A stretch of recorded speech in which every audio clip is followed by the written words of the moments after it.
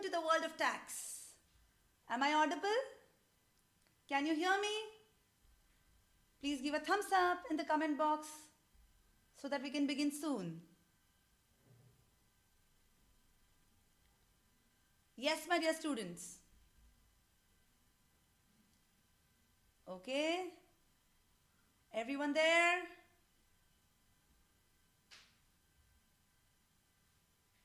Okay. Let's begin. Welcome, my dear students, to the world of tax.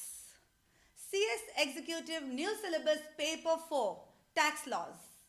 Yes, hello Harshali, good morning Anurag, Keshav, Pratham and Neha. Very, very good morning to all of you. Yes, Ishika, hello, good morning. Very, very good morning. Okay, now, let me tell you, do not mind if I do not reply to a few messages or your conversations at the time while I'm explaining this lecture. Okay, we are going to study tax today in a very, very, very unique and a very different way. Okay, yes, let's start. Let's begin. Now, yes, tax laws. Okay, ऐसा subject. Yes, Gayatri, if I'm not audible, that's not a complaint from anyone else. Please check the settings at your system. Yes, kindly check the settings, Gayatri, and please get back. Okay, yes.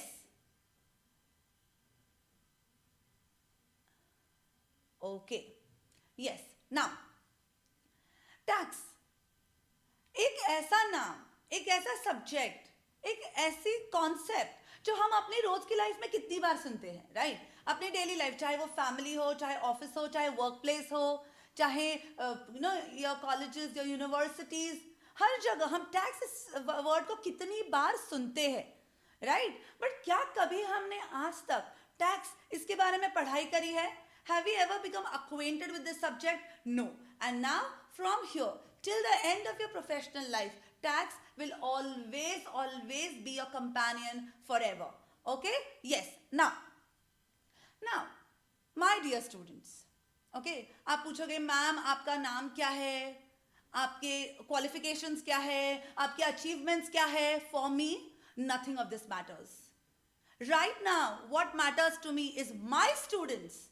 All my students should happily understand the concept of tax, and not just understand, should enjoy this journey. When you're able to do that, at that time, I would happily say that, yes, I could do it. Okay? Right now, Naam Vam, what is in the name, right? Shakespeare has already said that. That is not important right now. So what is important to me is my students. My students should be so happy with and so should enjoy tax so well. That is the biggest reward for me. Okay? Yes. Let me give you a small summary of what actually is the content of your syllabus. Now, your paper 4 of CS Executive is of 100 marks. This tax laws paper is divided into two parts. Direct taxation and indirect taxation. This direct tax comprises of income tax. Now, what do you mean by income tax? Right? What is direct tax? What is indirect tax? We are going to study each and every concept in detail as and how we move ahead. Okay? So, your direct taxation, which comprises of 50 marks, is made up of income tax. And that of your indirect taxation is split into two parts. GST, Goods and Services Tax, and Customs. Now, income tax is made up of 50 marks and is made up of 50 MCQs. Goods and service tax is for 45 marks and customs for 5 marks. And together they are made up of 50 marks and comprising of 50 MCQs. Now, क्या इनके लिए negative marking है? बिल्कुल है, जी हाँ है. One wrong question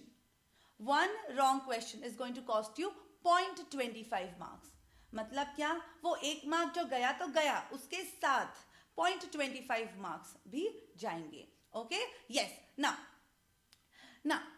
before we go ahead and understand tax, understand laws, let me tell you one most important thing. ये जो भी इंडिया में laws है, जो भी इंडिया में acts है, सारे acts का एक ही source है. That is Constitution of India. Okay, what is it? Constitution of India. Bharat के संविधान में it is very necessary that particular thing, that yes, Harshali, do not worry, it is for both. Okay, yes, let me come back. Yes, Bharat का संविधान, right? It comprises of all the acts, of all the laws that are enacted in this independent nation. Okay, yes. Now, ये act बनता कैसे है? बनता कैसे? ये समझने के पहले we need to understand three important things about our constitution. Very, very unique things. That our constitution is the longest written constitution of any independent nation. Longest written constitution. It contains 448 articles and 12 schedules. Okay, not only this, the architect, who's the architect of our constitution? Dr. Baba Saheb Ambedkar. Okay, so longest written constitution, 448 articles and 12 schedules, and who's the architect? Dr. Baba Saheb Ambedkar. Now, हम act इतना बोल रहे हैं, act बनता कैसे है ये देखते हैं. Now, एक्ट बनता कैसे ये समझने के लिए you have to understand this very carefully. Constitution of India has three important organs. One, legislative, executive and judiciary. Okay, समझिए. Now you must be wondering, ma'am, हमें ये सब सीखने की क्या जरूरत है? Remember, जब background clear हो, जब base strong हो, तभी आप जब just remember your childhood. अगर आपका बेस स्ट्रांग है, अगर आपका प्रोनाउंसिएशन क्लियर है, तभी आज आप करेक्ट स्पेलिंग्स करते हो and you do not and up making spelling mistakes. Right? In the same way, tax is something that is going to be with you till the end of your professional life. इसलिए हमें अपना base clear करना बहुत ज़्यादा ज़रूरी है. Okay? Time पे syllabus complete हो जाएगा. You do not have to worry. That is my responsibility. And you have to do what? You have to understand. You have to concentrate on each and every concept. बस ऊपर से पढ़ना नहीं है. ऊपर से पढ़ना नहीं है. ये क्यों है? जब हम ये समझ पाएंगे कि ये क्यों है, तब हम सक्सेसफुली आगे अच्छे से कर पाएंगे. Okay, so let's come back. Constitution of India has three important organs: legislative organ, executive organ and judiciary organ. अब ये legislative organ करता क्या है? Legislative laws बनाता है. It makes laws. Now, who are involved in these legislative organs? Parliament and state legislature. Who are involved? Parliament and state legislature. Executive organ. Executive organ क्या करता है? उस laws को apply करता है. Enforces the laws. अब इस executive organ में कौन आता है? State government and central government. फिर आया judiciary organ. Judiciary organ क्या करता है? जो laws हमने बनाए हैं, क्या वो ठीक से फॉलो हो रहे हैं? राइट? क्या इसमें कोई प्रॉब्लम है? तो how to sort the problem. Okay, so who is comprised in the judiciary organ? Who? Courts, the supreme court and all the other high courts. Okay, so this is the constitution of India. अब legislative organ क्या बनाती है? Laws बनाती है. Okay, acts बनाती है. अब ये एक्ट बनता कैसे है? जैसे सिचुएशन है, when while running the country, while running the administration of the country, while hearing to the police, while looking around the world, considering the external environment, what is required? Suppose अगर parliament या और state legislature को लगा कि अब वक्त आ गया है कि हम किसी मैटर को रेगुलेट करें, किसी मैटर को गवर्न करें, तो क्या होगा? तो क्या करते हैं वो लोग? एक ड्राफ्ट एक्ट बनाते हैं, प्रपोज्ड एक्ट बनाते हैं in the form of bill. Okay, yes. Okay Rahul, will do that, don't worry. 5 to 10 minutes, keep your patience, and then आप बोलोगे कि मैम धीरे पढ़ाइए. Okay, yes, please let me go by the flow. Yes, okay.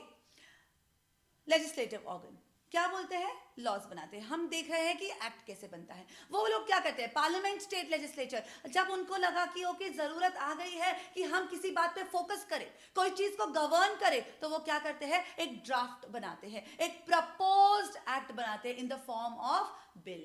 Now what I am going to tell you now is very important. Bill is always of 2 types: money bill and ordinary bill. all the taxation matters, अब हम क्या पढ़ रहे हैं, tax loss पढ़ रहे हैं, all these taxation matters are covered under money bill. Okay तो पार्लियामेंट और स्टेट लेजिस्लेचर ने क्या किया, उन्होंने उनका ड्राफ्ट बना लिया, उनका बिल बना लिया, उनके पास बिल रेडी है. अब वो बिल लेके जाएंगे किसके पास, अब वो बिल लेके जाएंगे पार्लियामेंट के पास. Parliament has 2 houses, right, Lok Sabha and Rajya Sabha. This money bill comprising of the taxation matters will be first presented to Lok Sabha. My dear students, please concentrate. Okay? Yes. किसके पास जाएगा, लोकसभा के पास जाएगा. फिर लोकसभा ने पास करने के बाद वो जाएगा राज्यसभा के पास. अब राज्यसभा को 14 डेज में उसका डिसीजन लेना है. यस तो यस, नो तो नो, राइट. ओके 14 डेज में वो जब पास हो जाएगा, then within the span of the 14 days, after the span of 14 days, this particular bill will be forwarded to president of India for his assent. Okay मतलब parliament और state legislature bill बनाएंगे, bill बनाने के बाद कहां पे जाएंगे, parliament में जाएगा, right. Parliament has 2 houses, Lok Sabha and Rajya Sabha. First it shall be put forth before Lok Sabha, and then Rajya Sabha will have a tenure of 14 days, and then it will go to the president for his assent. And jab president apni assent de denge, that particular bill will be converted into act. That particular bill will be converted into act. Okay, yes. अब सबसे important question, ma'am, concept जो जिसके लिए हमने law बनाया है वो तो एक है, अब उसके लिए बिल भी है और उसके लिए एक्ट भी है. अब हमें एप्लीकेबल क्या होगा, हमें पढ़ना क्या होगा, हमें पढ़ना होगा act. Okay we have to concentrate on what, we have to concentrate and study the provisions of the act. Okay yes, so this is how a particular act is made. Now if you remember, okay, Income Tax Act 1961, Contract Act 1872. अब हम कौन से साल में हैं, 2020, 2021. अब तो क्या हुआ है, पूरे ख्यालात बदल गए हैं, लोग बदल गए हैं. इतना ही नहीं, inflation has change the purchasing power of rupee का सिंबल भी चेंज हो गया है. ऐसे सिचुएशन में क्या इतने पुराने लॉज हमको आज एप्लीकेबल होंगे? Are they apt? Yes, these acts are apt. As I told you, as you go ahead, आपने क्या किया, पहले 10th किया, फिर 12th किया, then you're going to the professional courses. क्या ABCD कभी चेंज हुआ है? क्या अल्फाबेट्स, क्या नंबर्स, ये कभी चेंज हुआ है? Base, concepts never change. What changes is जो उसके ऊपर, जो बेस के ऊपर हम कंस्ट्रक्ट करते हैं, वो सिचुएशन के वाइज चेंज होता है. And to incorporate all these changes, जो भी इकोनॉमी में, एक्सटर्नल एनवायरनमेंट में जो भी चेंजेस होते हैं, ये changes, to incorporate these changes, क्या होता है, हर साल बजट निकाला जाता है. Now what is this budget? Let's understand. पहले हम बजट क्या है समझते हैं, फिर समझते हैं कि बजट का और एक्ट के साथ लिंक क्या है. ओके अब मुझे बताओ, हम जो गवर्नमेंट चुनते हैं, हम जब वोट करते हैं, हम जब गवर्नमेंट चुनते हैं, तो वो गवर्नमेंट कितने सालों के लिए होती है, 5 years, राइट. हम जो गवर्नमेंट चूज करते हैं वो 5 साल के लिए वर्किंग होती है. फिर क्या होता है, 5th ईयर पुराना गवर्नमेंट जाएगा, फिर से वोटिंग होगी, and then the new government is selected, right. So in the year of election, interim budget is prepared. Okay, interim budget is prepared. This interim budget is valid only for 6 months. मतलब नया government आया, 6 months में जो है, it has to give a final budget. So budget are of 2 types, interim budget and final budget. Interim budget comes in the year of election. Final budget comes every year on 1st of February. Who presents it? It is presented by finance minister. अब हमारे budget का और act का क्या relation है? What happens with the changes in the economy? नए नए scams आते हैं, नए नए स्कैंडल्स होते हैं, एक्सटर्नल एनवायरनमेंट में चेंज होता है, लॉकडाउन में पूरा बिजनेस करने का पैटर्न ही चेंज हो जाता है, राइट. तो इन सब चीज़ों को कंसिडर करके what happens is parliament or state legislature, as the case may be, they do what? They govern. वो देखते हैं कि हमें कौन सी चेंजेस लाने की जरूरत है एक्ट में, वो चेंजेस लेके आते हैं बिल्कुल अमेंडमेंट्स के रूप में बजट में. So in budget amendments are mentioned to these acts. Which acts? Direct taxes and indirect taxes. So budget has what? Budget had changes that has to be currently incorporated in the direct taxes and the indirect taxes. ठीक है, ये तो समझ में आ गया. अब तक हमने देखा कि एक्ट कैसे बनता है, बिल से एक्ट बनता है. अब बताओ बिल से एक्ट कितने दिनों में बनना चाहिए? Money bill should be converted into an act within a span of 75 days. Okay, तो 75 days में बिल से एक्ट बन जाएगा, right? Then after that what? After that हमने क्या देखा? हमने देखा कि बजट होता है. बजट की भी दो प्रकार होते हैं. बजट में आते हैं amendments, and then these amendments are of direct taxes and for indirect taxes separately. अब सबसे इंपॉर्टेंट चीज है वो है एप्लीकेबिलिटी, कि ये जो अमेंडमेंट्स है ये हमें कब से एप्लीकेबल होंगे. ओके, डायरेक्ट टैक्सेस के जो अमेंडमेंट्स होते हैं, those amendments are applicable from first day of next year. I repeat, direct taxes के amendments are applicable from first day of next year, whereas in case of indirect taxes they are applicable right from the midnight. इसीलिए तो जब petrol के prices change होते हैं, जब the moment we understand, we come to know कि बाबा okay petrol के prices change होने वाले हैं, तो हम लोग क्या करते हैं? रात को 12 बजने से पहले पेट्रोल पंप में पूरी लाइनें लगा के खड़ी रहती है. Why? Because petrol prices are going to rise. Declare हो गया, midnight से it is going to be applicable. But for direct taxes, amendments will be applicable from next year. Okay? Yes. तो ये क्यों जरूरी था? ये इसके लिए जरूरी था कि हमारे लिए हमारे एग्जाम के लिए मई या जून 21 के अटेम्प्ट के लिए एंड नवंबर या दिसंबर के अटेम्प्ट के लिए, okay, which budget is going to be applicable. Okay, for applicable budget is always going to be for June 21 attempt, the applicable budget will always be Finance Act 2020. Why? June 21, right? ये साल कब से start हुआ? उसके एक साल पहले, because it is applicable from first day of next year. इसलिए हमारे लिए applicable budget कब है? कौन सा है? Sorry, budget 2020. Okay, फिर आए notifications, right? नोटिफिकेशंस आते रहते हैं कंटिन्यूअसली. तो हमारे लिए कौन से नोटिफिकेशंस इंपॉर्टेंट है? एग्जाम के 6 महीने पहले के नोटिफिकेशंस, राइट? सो टिल 31 दिसंबर 2020 तक जो भी नोटिफिकेशंस आएंगे, all of these notifications will be applicable for our attempt. Okay, फिर दिसंबर के लिए दिसंबर 21. सी रिमेंबर, बजट हमेशा एक ही बार आता है, मतलब साल में एक ही बार आता है, राइट? ओके, सो दिसंबर 21 के लिए भी बजट 2020 ही एप्लीकेबल होगा, and all the notifications up to 31 June 21. Okay, clear my dear students? Yes, so this is something very very very important. Okay, yes, now let's go ahead. Okay, हमने loss क्या है देख लिया, act देख लिया, सब कुछ देख लिया. अब एक्चुअल सब्जेक्ट जो है वो तो है टैक्स लॉज. तो टैक्स मतलब क्या, ये समझना सबसे ज्यादा इंपॉर्टेंट है. What is the meaning of the word tax? What does tax actually mean? Before going to the meaning, I would want to tell you that origin of the word tax is from the Latin word taxo. Okay, there's a Latin word taxo which means rate of tax. That is the root where the word tax actually originated from. Now let us understand what is the meaning of tax. What do you actually mean by tax? Okay, ऐसा ही मुंह कुछ हो जाता है जब हम tax का नाम लेते हैं, राइट? जब पापा को जाके पूछो घर पे कि पापा हमें टैक्स भरना जरूरी है क्या, and look at his expressions. Okay, yes, so what do you mean by tax? Tax is a compulsory financial charge collected by government of India from the people of India. It is what? It is a compulsory financial charge. Money जो government लेती है, किनसे? From the people of India. A compulsory financial charge imposed by a governmental organization in order to fund government spending and public expenditures. अब ऐसी क्या नौबत आ गई कि गवर्नमेंट को पब्लिक से पैसा लेना पड़ा? ऐसी क्या नौबत आ गई? अब मैं बताती हूँ.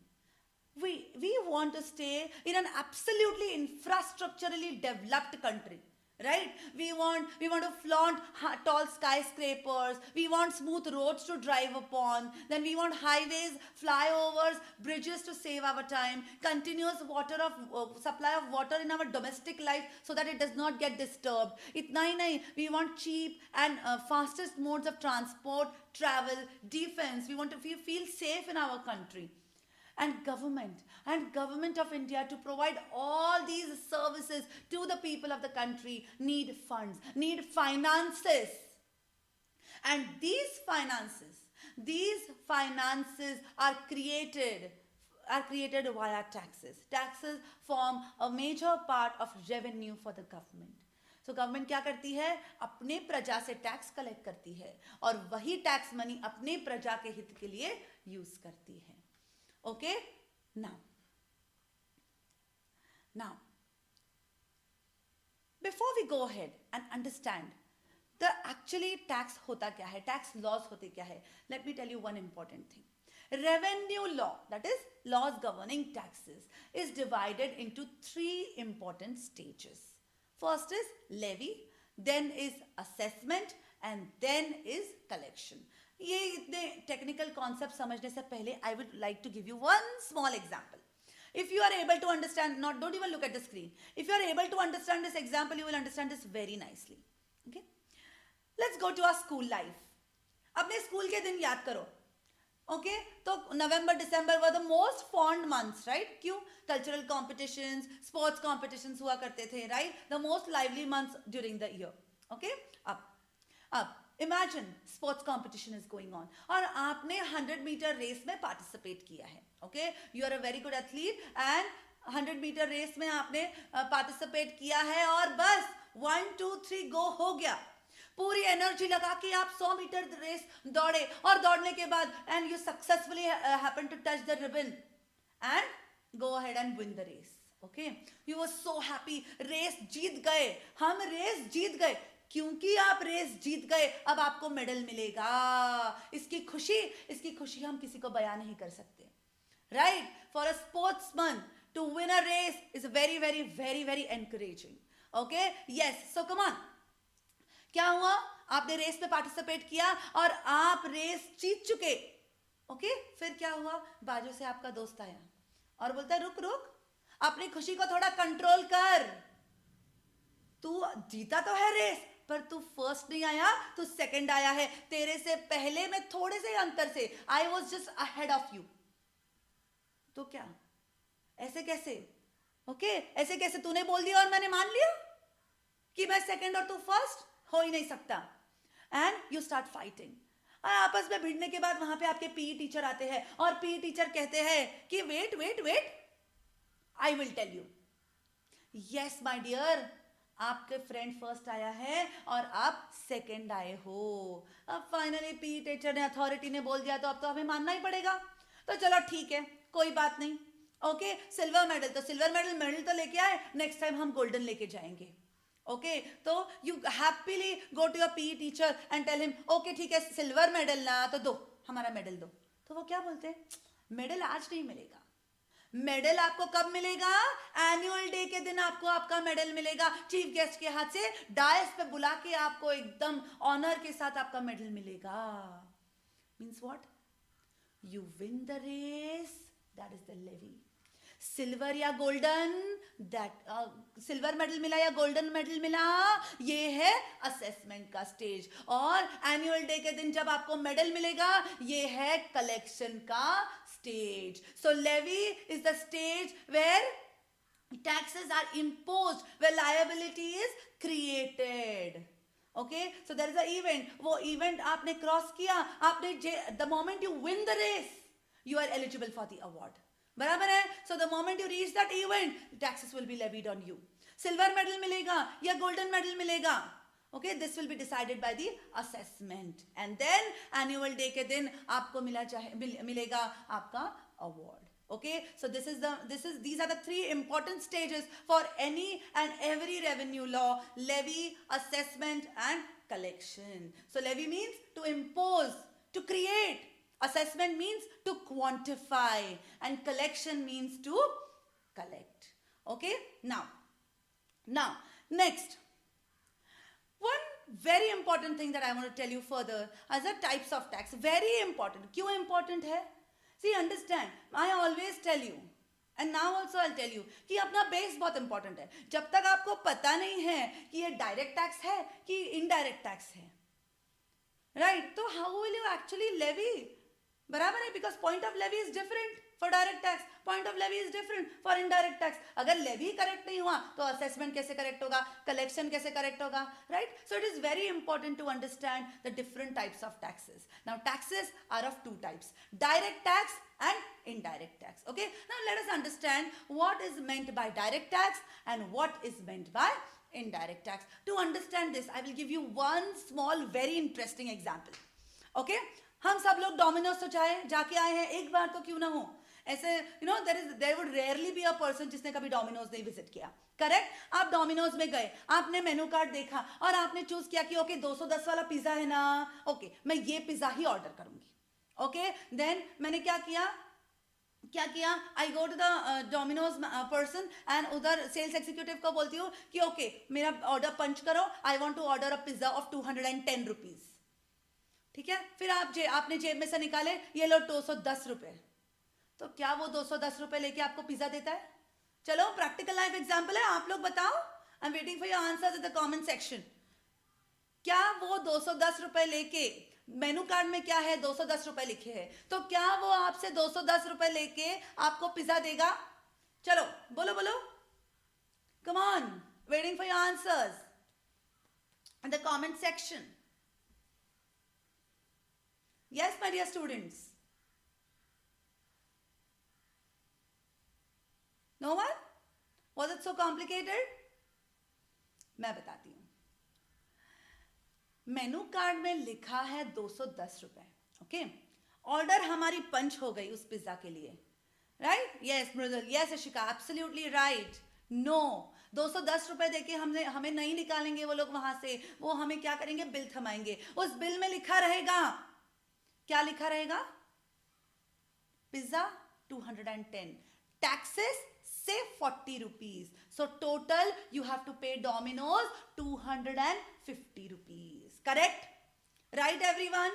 250 rupees. मतलब डोमिनोज ने क्या किया, 210 रुपए अपने जेब में रखे, 210 रुपए अपने जेब में रखे for the pizza and 40 rupees taxes collect किए जो वो दे देंगे गवर्नमेंट को, जो वो दे देंगे गवर्नमेंट को. मतलब क्या हो रहा है इधर?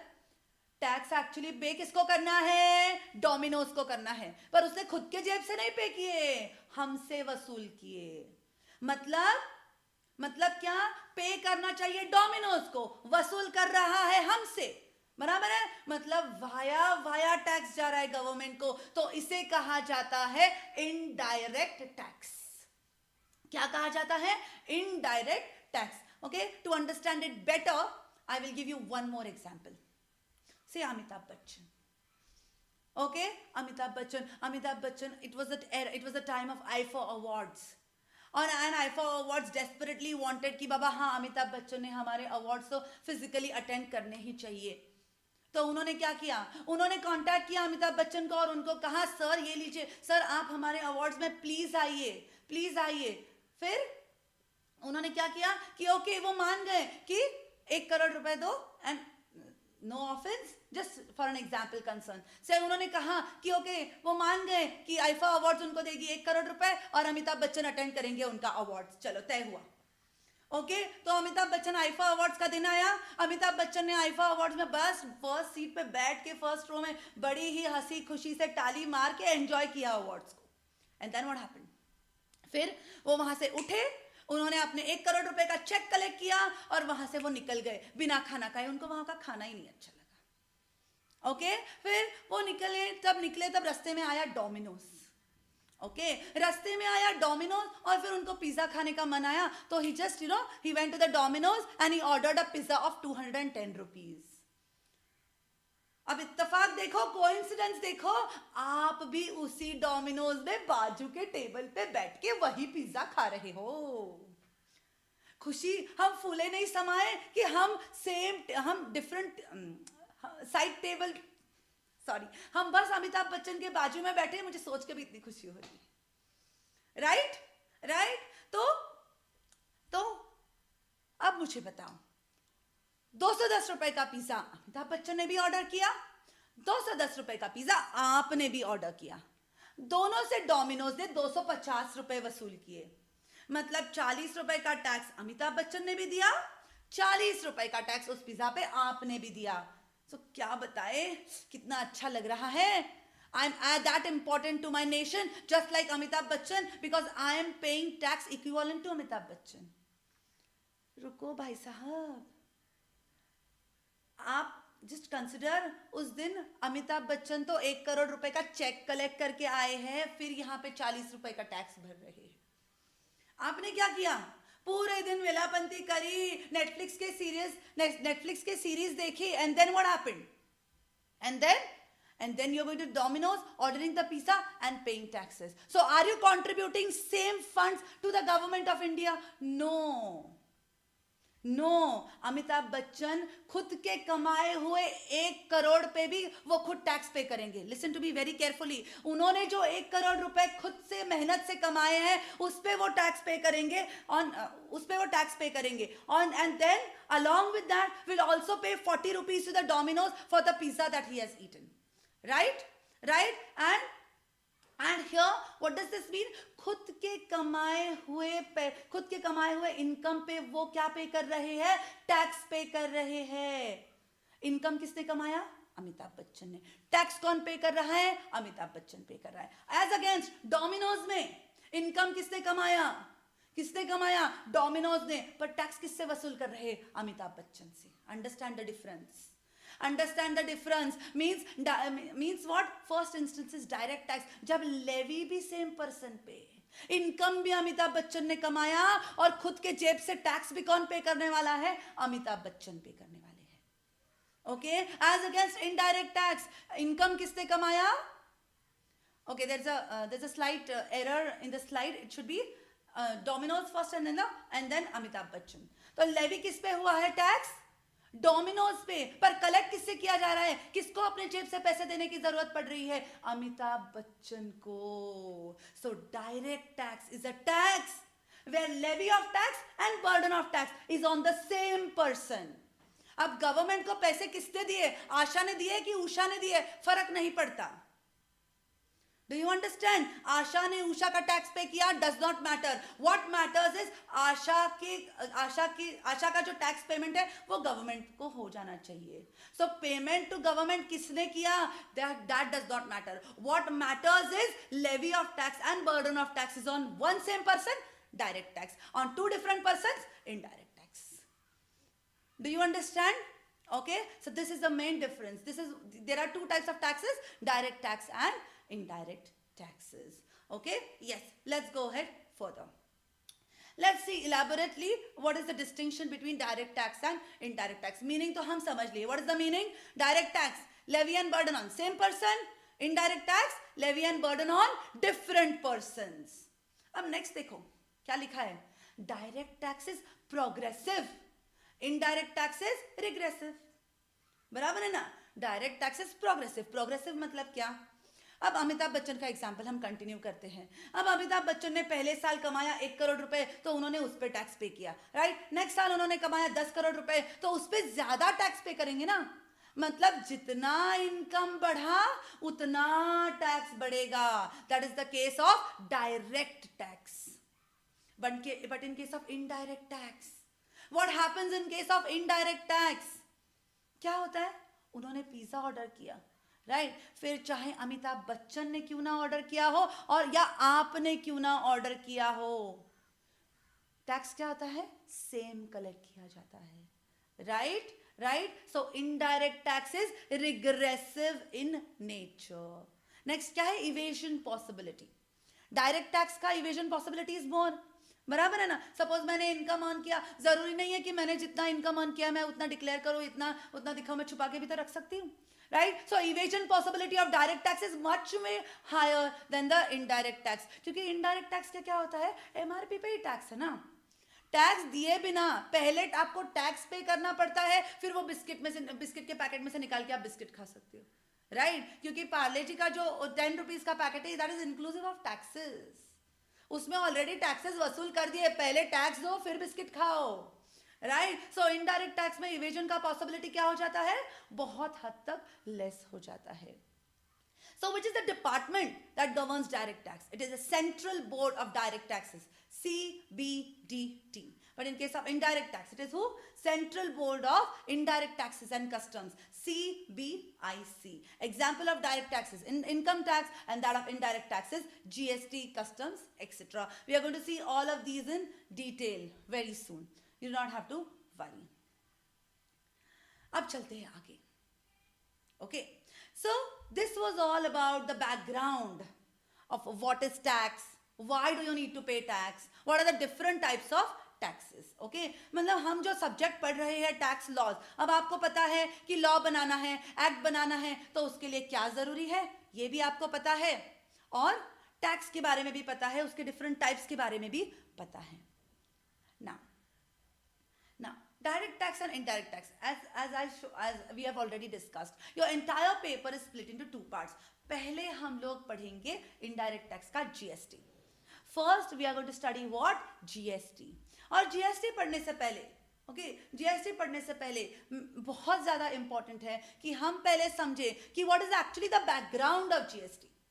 पहले हमें बैकग्राउंड समझना बहुत जरूरी है. एक बार हमने बैकग्राउंड अच्छे से समझ लिया, then GST is very very very simple. It will be very very very easier, provided you concentrate on the background very very very clear. Okay, so here in a very interesting manner यहाँ से आगे हम लोग continue करेंगे and समझेंगे कि GST actually आया कैसे, क्यों, और कितने चेंजेस के बाद जीएसटी आया. Okay, part of it will be covered in today's lecture, today's session, and the rest would be continued in tomorrow and further sessions. Okay, तो चालू करते हैं. ये उस टाइम की बात है जब पूरा इंडिया वोट करने के लिए रेडी था. The entire India was taken over by election fever. Okay, it was claimed to be one of the highest election in the entire world, right? ये उन दिनों की बात है जब लोग चाहते थे कि हमारे सपनों को पर फूटे. लोग देखना चाहते थे कि जिस हाथ का इतने सालों से भारतवासियों के सर पर जिनका हाथ है, क्या वही आगे देश चलाएंगे, कि अब वक्त आ गया है कि या तो फिर वक्त आ गया है कि हम नए फूलों को उमलने का मौका दे, नई उम्मीदों को जगने का मौका दे. ओके, बात ये वो टाइम है, बात अच्छे या बुरे की नहीं थी, राइट या रॉन्ग की नहीं थी, बात एक बदलाव की थी. This election has proven to us that only constant thing in this life is change, right? Change is must. बदलाव ये हमेशा जरूरी है, ना कि आपने अपने लिए पर पूरे देश के लिए. So after realizing this, lots and lots of Indians came forward to cast their votes. Votes were casted, and there was a heavy competition between these two parties. And then came the day of result, and the result saw the doom of Congress and the what? And then the BJP was elected, right? Uske baad, when BJP won the elections, Narendra Modi was elected as the Prime Minister of India. He took the oath as the Prime Minister of India.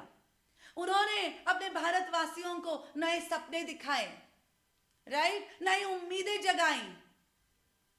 Then he not only flared the tricolor in India, but also was determined to flare the tricolor all across the world. इन नई उम्मीदों के साथ उन्होंने he started his journey as the Prime Minister of India. And when he began his journey, he realized कि वादे तो मैंने बहुत कर लिए, पर अब इन वादों का पूरा करने का वक्त आया है. He began to think, where should I start from? कहाँ पे मैं अपने भारतवासियों के सपनों को पूरा करने की जर्नी मैं कहाँ से शुरू करूं? and he began his journey as Prime Minister of India towards fulfilling the requirements of Indian economy. उन्होंने रियलाइज किया अगर इंडिया को अच्छे दिन देखने हैं, अगर इंडिया को डेवलपमेंट के राह पे लेके जाना है, अगर हमें इंडिया में एम्प्लॉयमेंट करना है, तो ये बहुत ज़रूरी है कि फॉरेन एक्सचेंज भी इंडिया में आए और फॉरेन इन्वेस्टर्स इंडिया में इन्वेस्ट करें. बहुत ज़रूरी था कि ज़्यादा से ज़्यादा फॉरेन मनी, ज़्यादा से ज़्यादा फॉरेन एक्सचेंज इंडिया में पूल किया जाए. So he came up with this make in India concept for the Indians. Right? For the benefit of India, he came with this Make in India concept. In Make in India concept, say, he wanted more and more foreign money to flow into India, more and more foreign investors, more and more foreign manufacturers. He wanted these manufacturers to come and set their businesses in India. As such, सपने तो बहुत हसीन थे, सोच concept भी बहुत अच्छी थी, कोशिश भी बहुत अच्छी थी, but practically it got stuck somewhere. जब उन्होंने foreigners से पूछा, when he welcomed the foreigners, please come to India and put up your manufacturing plants, we would be very happy to serve you, then he realized that the foreigners were running away from India. They did not want to come in India, they did not want to set up their manufacturing plants in India, they did not want to invest in India. Then what? He was amazed, he was shocked by the response. And now it was time to find out कि आखिर ऐसा क्यों? आखिर ऐसा क्या हुआ कि foreign investors को, foreign manufacturers को इंडिया में नहीं आना? They are running away from India. At that time, जब उन्होंने foreigners को approach किया कि आखिर आप लोग बताओ आपकी प्रॉब्लम क्या है, तब उन्हें पता चला कि actually what was the problem behind it. तब उनको foreigners ने बताया, हम आपको बताता है कि हमारा प्रॉब्लम क्या है. इंडिया इज ओनली टैक्स, ये टैक्स, वो टैक्स, ये रिटर्न फाइल करो, ये ड्यू डेट, वो ड्यू डेट फाइल करो. हम बिजनेस करेंगे कि we come to India to do business और to pay tax. We pay tax in our country, we pay tax so many taxes in your country. How will we do it? So much of corruption in your India. So we do not want to invest in India. We do not want to invest in India. We will tell you what is our practical problem. Why we do not want to invest in India. India, we manufacture goods of 1 lakh. You have excise on manufacture.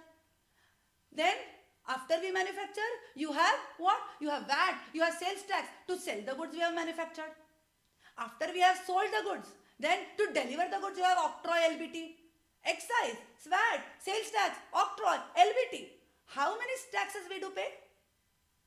Not only this, reporting format of excise, VAT, customs, everything is different. Reporting format is different. Returns are different. Purchases, sales, reporting figures are different. Our cost of administration going higher. Our profits are going thinner. And you tell us come to India? We do not come to India. We are not coming to India to do business.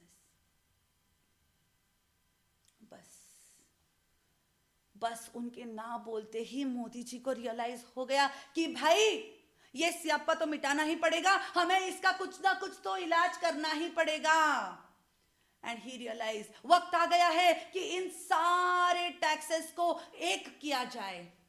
And to provide ease in doing business, it is a high time that we do this. Then क्या हुआ?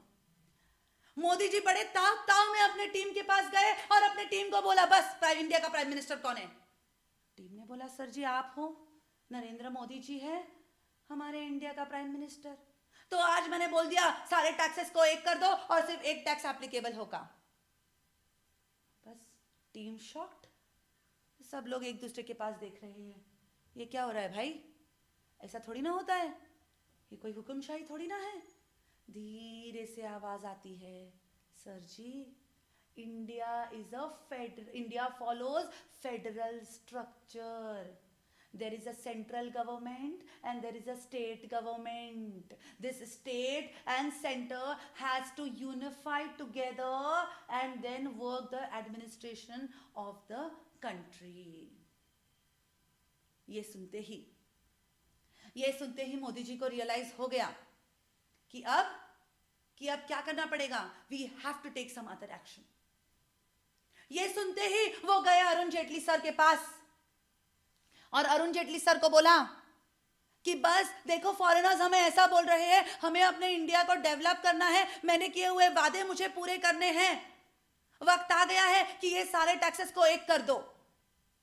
तो Arun Jaitley sir ने बोला, sir जी आप जो बोल रहे हैं वो एकदम टू द पॉइंट बात है, वो एकदम करेक्ट बात है.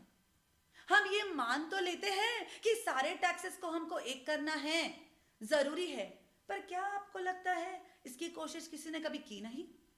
2004 से इसकी कोशिश चल रही है.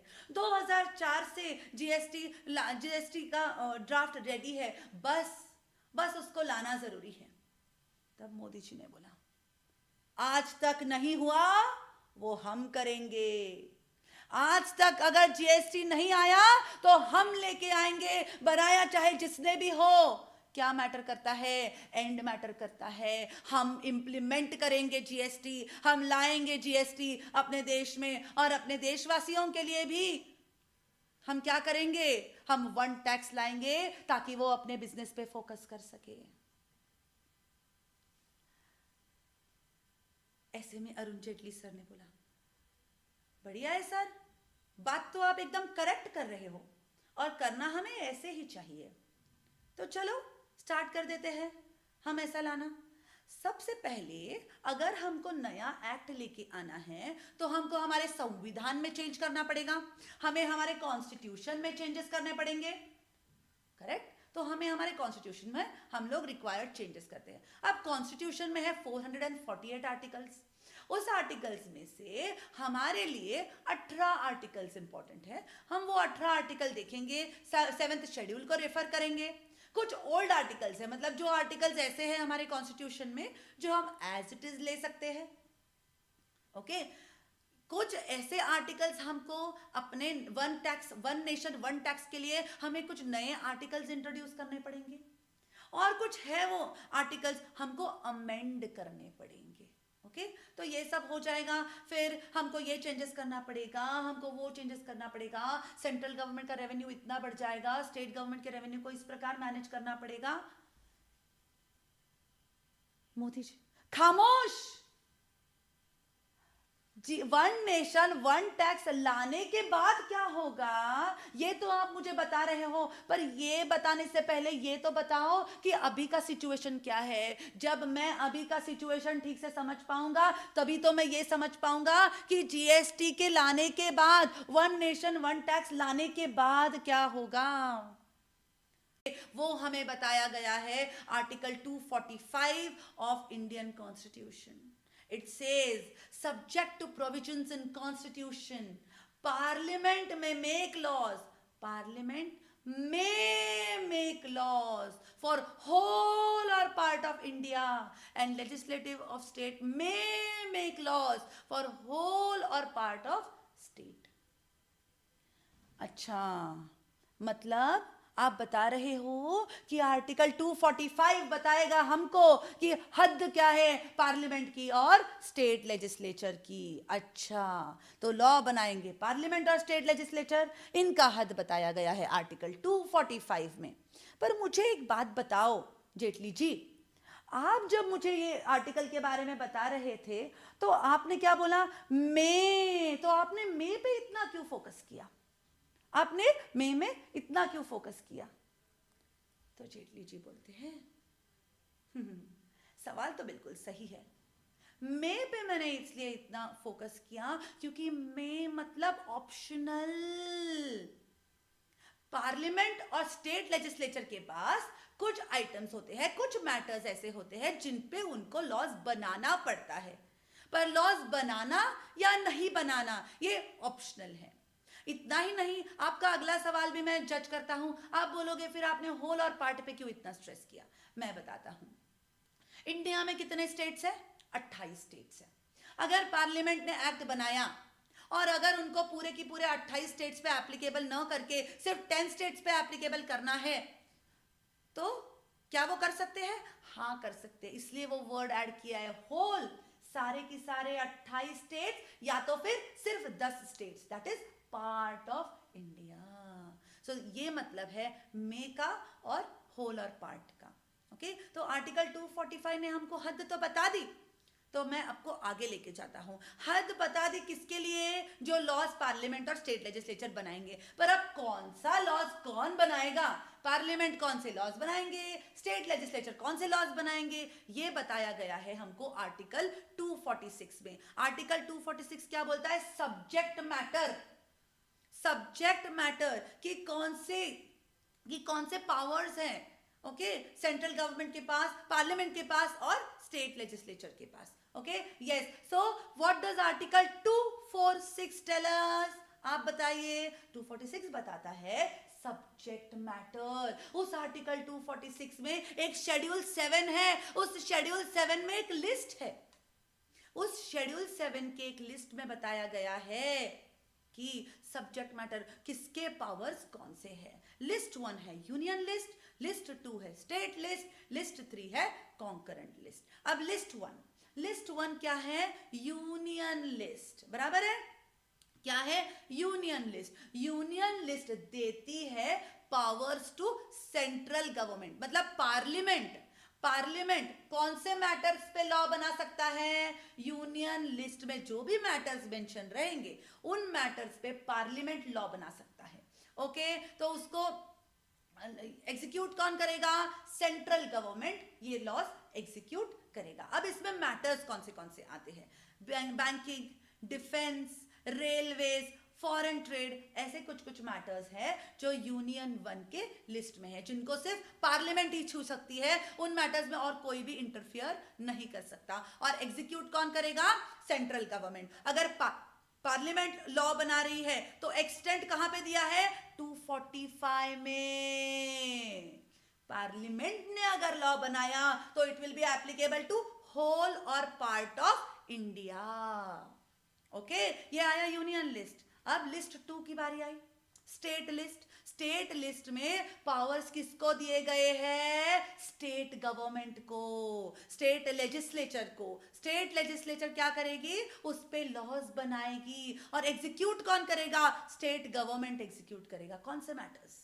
एग्रीकल्चर, पुलिस, प्रिजन, लिकर, ये कौन से मैटर्स है? ये किसके पावर्स है? स्टेट लिस्ट के पावर्स है। ओके, अब आया लिस्ट 3, सबसे interesting, concurrent list. Concurrent list में पार्लियामेंट और स्टेट लेजिस्लेचर एक साथ आके हाथ में हाथ मिला के क्या करेंगे? अपने पावर्स बनाएंगे, अपने लॉज एग्जीक्यूट करेंगे, अपने लॉज ड्राफ्ट करेंगे, बराबर है? तो इसमें कौन से मैटर्स का कवर होता है?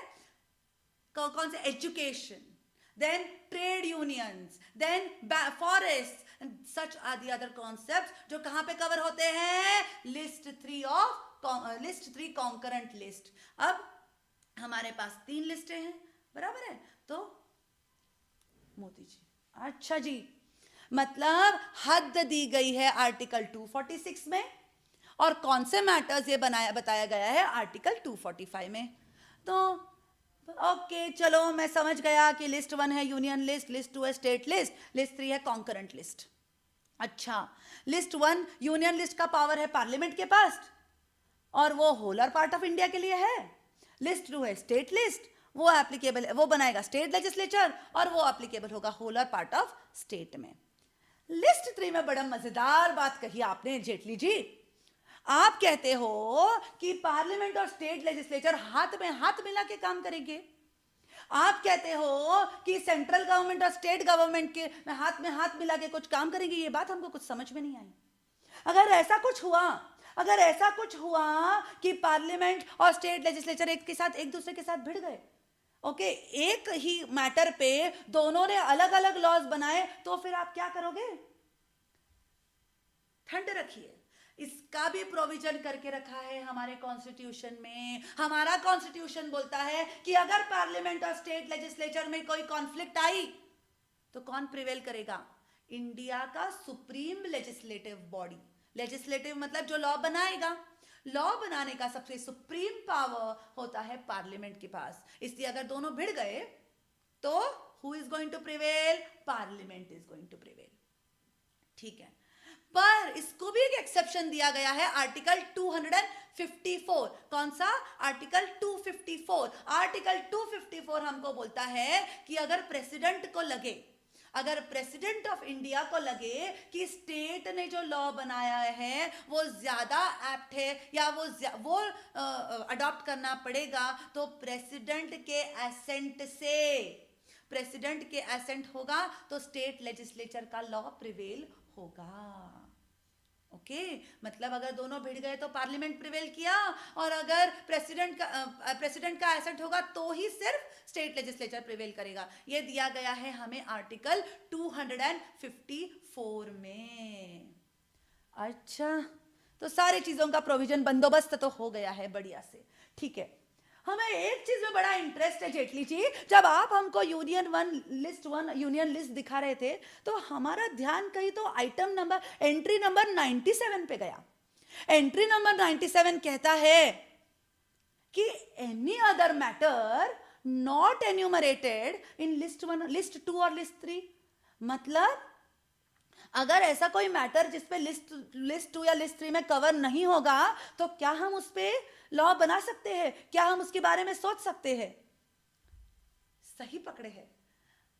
Yes, you are absolutely right, absolutely right, and your observation right. Entry number 97 of union list बोलता है कि अगर लिस्ट 2 या लिस्ट 3 मतलब स्टेट लिस्ट को अगर किसी सब्जेक्ट में पावर नहीं दिया गया है तो पार्लियामेंट उस पे लॉ बना सकती है। और इसको सपोर्ट करने के लिए और एक आर्टिकल 248 भी है जिसमें रेसिडुअल पावर्स दिए गए हैं। तो आर्टिकल 245 बोलता है एक्सटेंड, आर्टिकल 246 बोलता है सब्जेक्ट मैटर, आर्टिकल 254 बोलता है कि अगर पार्लियामेंट और स्टेट लेजिस्लेचर में कॉन्फ्लिक्ट हुआ तो parliament will prevail subject to an exception of president's assent. And article 248 बोलता है कि रेसिडुअल पावर्स दिए गए हैं पार्लियामेंट को, कि अगर कोई मैटर पे स्टेट ने नहीं बनाया होगा, कोई स्टेट को पावर्स नहीं दिए गए होंगे, तो centre can make laws, parliament can make laws on that particular subject matter.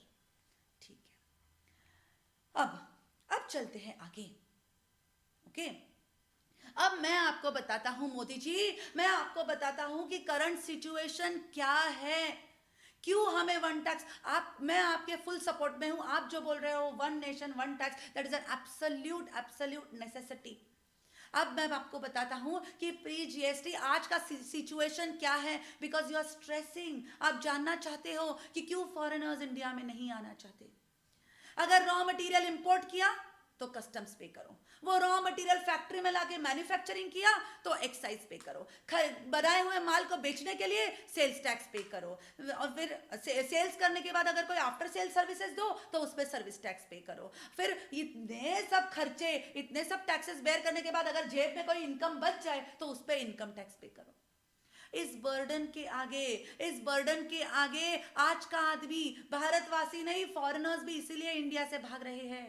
इसलिए अभी जरूरी है कि हम इन सारे टैक्स को सबस्यूम करके एक टैक्स बनाएं, वन नेशन वन टैक्स बनाएं। Absolutely right. मेरे भाइयों और मेरी बहनों के लिए यह बेहद जरूरी है कि अब वक्त आ गया है कि गुड्स एंड सर्विसेज टैक्स सिर्फ अपने पेपर पे नहीं, एक्चुअल इंप्लीमेंटेशन की करने की जरूरत है। One nation one tax one market, GST India में बिल्कुल आएगा और इंडिया में इंप्लीमेंट जरूर होगा। हम करेंगे इसको implement.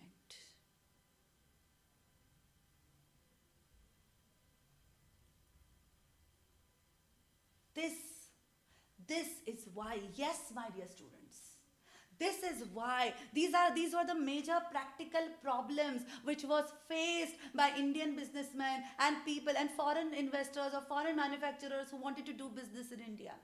So we actually, it was urgent necessity, utmost necessity for seeing development in the Indian economy, that one nation one tax be introduced. ये पूरा background है कि GST क्यों introduce हुआ अपने पूरे why it was introduced in India.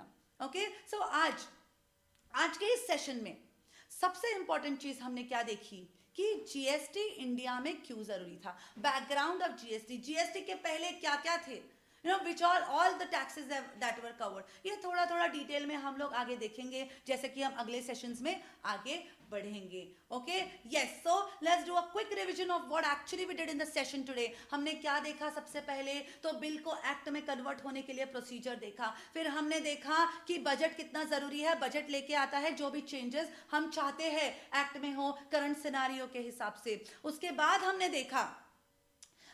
हमने क्या देखा कि What did we see? कि what was the actual background of GST? और अगर हमको GST लेके आना है तो हमें ये समझना जरूरी है कि हमारे कॉन्स्टिट्यूशन ने किसको कौन से पावर्स दिए हैं. बिकॉज GST सेंटर और state, it is a dual tax model. ये हम लोग कल देखेंगे. It is a dual tax model. Dual tax model मतलब सेंटर और स्टेट मिलके GST लेने वाले हैं, कलेक्ट करने वाले हैं. इसलिए उनका एक्सटेंट, उनकी एप्लीकेबिलिटी, उनके पावर्स, ओके, ये समझना बहुत ज्यादा जरूरी है. इसलिए I tried to give as much as basic knowledge which was required to construct this entire new tax subject. Okay, rather this entire new tax. Okay, so come on my dear students, with me once again. Article 245 of Indian Constitution speaks of extent.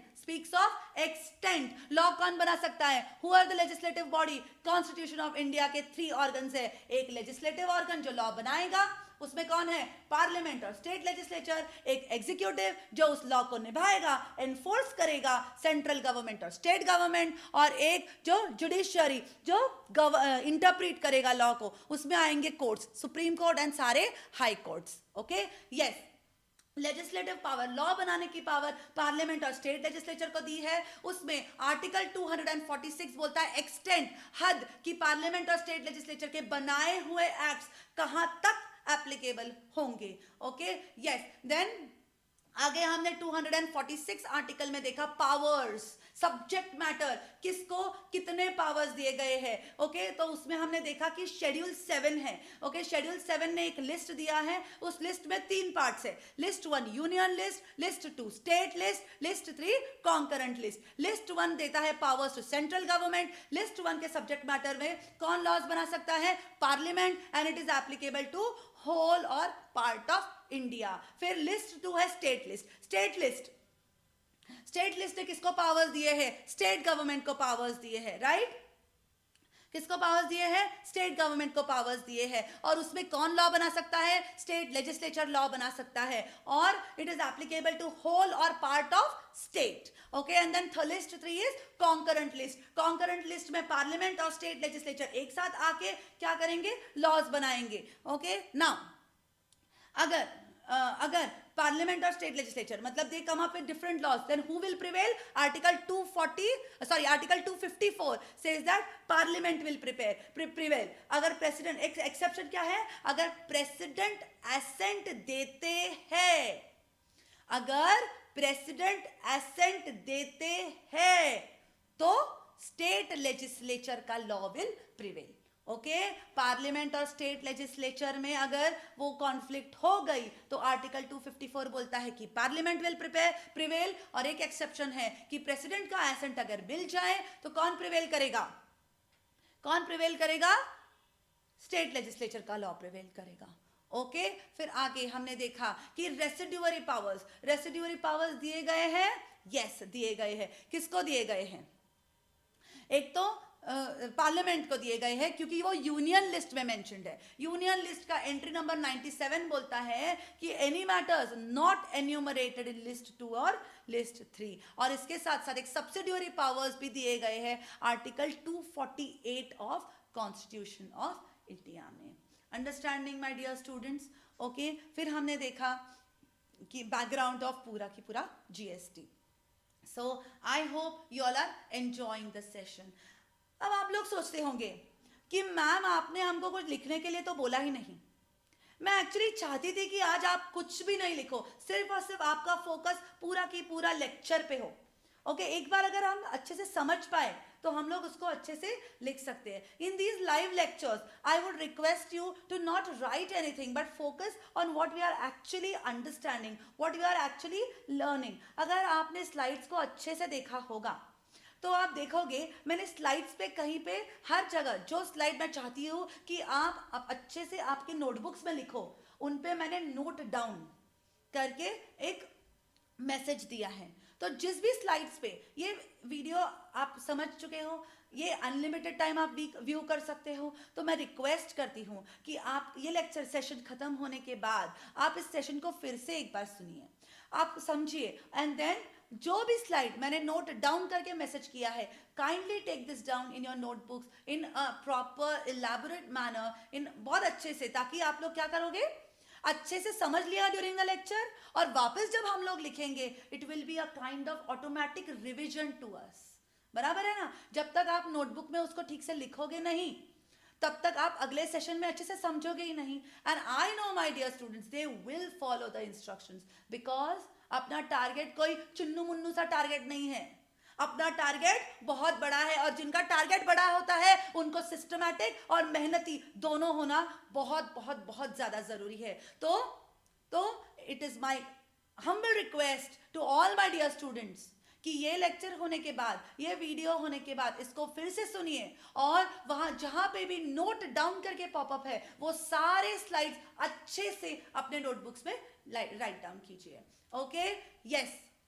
So my dear students, thank you very much. So this was GST session number 1. I hope that all of you enjoyed this lecture and understood the basic concepts, the basic background, which was very much necessary to understand this particular One Tax, One Nation GST Act. Okay, GST laws and the taxation, goods and services tax. हम तभी उसको समझ पाएंगे जब हम उसको उसके background को अच्छे से समझ पाएंगे. Okay, yes. So my dear students, अगर आपको कोई भी डाउट हो तो आप हमको कांटेक्ट कर सकते हैं. कांटेक्ट नंबर्स आपके मेंशन्ड है. To book the lectures you can even go to our website www.bookmylectures.com. Play store पे हमारा ऐप BML भी अवेलेबल है. आप उसको डाउनलोड करके वहां से हमारे डेमो लेक्चर्स भी देख सकते हो और लेक्चर्स भी बाय कर सकते हो. Okay, BML team is very happy to serve you. We are here with the best of the services